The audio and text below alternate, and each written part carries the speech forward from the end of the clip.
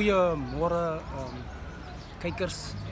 Dankie meneer Sylvester Kutsie vir die geleentheid.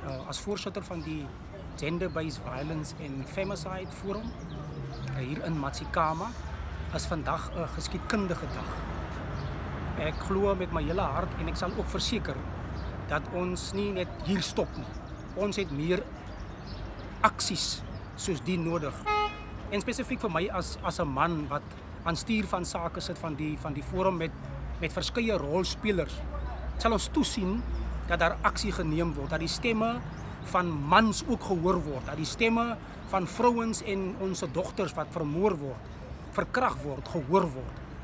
Ons gaan kyk na 'n volhoubare plan, aksieplan om te verseker dat gender-based violence en femicide in Matsikama die nekslag toegedien word. Baie dankie.